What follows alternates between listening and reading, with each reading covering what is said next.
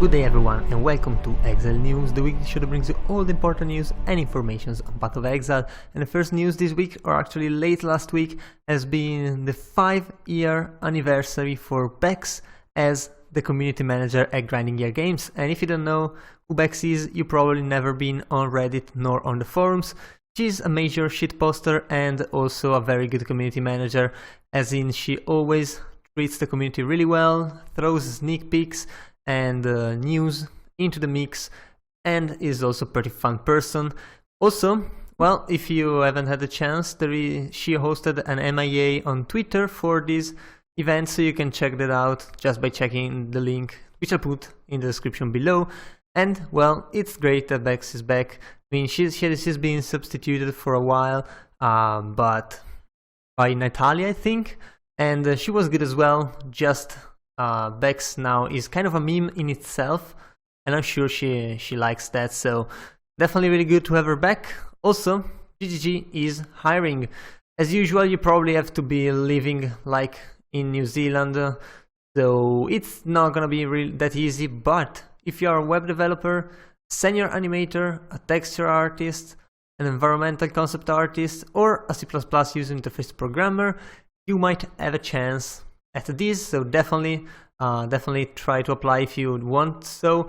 And I'm gonna tell you now, just by seeing how GGG works and all of the interviews during the last years, they definitely value your portfolio much more than everything else. So if you have a very awesome portfolio, you're more likely to be hired than if you have just like a normal degree in whatever science, like computer science. But I mean, that's my guess. But anyway, we also got some improvements to the item filters. Actually, they are coming really soon, so with the 3.10 expansion, and this is gonna be great for people who actually manages their own item filter, or for those who manage like huge item filters like NeverSync, because you can do a lot of stuff. For example, there's an improved socket matching, and this is most likely, for the most part, gonna be good in PoE2, but still I can work for PoE as well. Also, there is influence for maps, area level, which is gonna be great for leveling filters, which don't need to be different from normal filters now. Corrupted mods, always great. Mirrored stuff to filter out or in the mirrored stuff.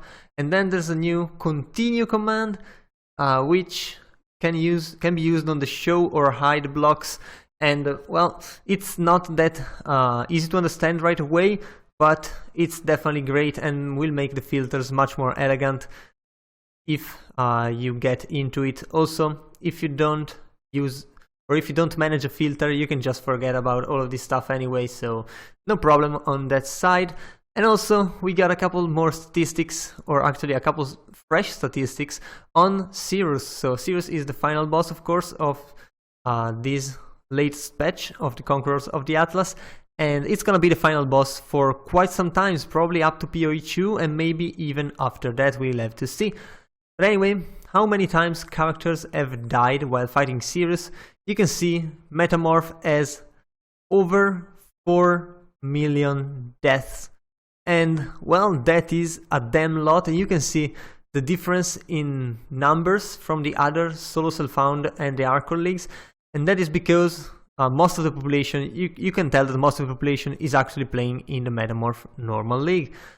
But if you take a look at the characters that have killed Cirrus, or how many times Cirrus have been killed, you can see there's just over 1 million in the normal league, and then kinda low, of course, lower numbers on the other ones. However, the most interesting thing is that you can see is for the hardcore player, you have 1 death every like almost 8 characters, or almost 8 times a character plays the encounter. And for the Metamorph, the hardcore social found, you have a ratio of 1 in 5, and there are 2 reasons for this. One is because you only can die once in hardcore and then you're done, so you can't really stack death over death and then kill Cirrus, because once you die you're just dead and you have to restart. But also probably means that hardcore characters just go into the fight much more prepared. than a normal softcore character, because on softcore you feel like you can try stuff. On hardcore you feel like you need to be over like geared on over level and everything to actually try something that is scary. Also, the ratio of deaths between the solo self-found hardcore and the normal hardcore is kind of half, which means that the power to trade in hardcore league actually almost doubles the chance of survival for hardcore characters, and that is very, very strong. You can see the difference between trade leagues and non-trade leagues. It doesn't work that well with Metamorph and solo self-found Metamorph, mostly because the people who play softcore mostly play trade anyway, so you can't really compare the two player base, so it doesn't work that way. And yeah, it's pretty nice to see this kind of characters. Wish we had more, maybe even for the other Conqueror. And to top the week off, we got the winners for the talent competition. And considering that there were a lot of great submissions, I'm not surprised to see a good variety of styles and types of submissions winning. So for example, first one is music style, music type of submission. Then we got like Path of Exile in Minecraft. I don't even know how to describe this one, but it's goddamn amazing.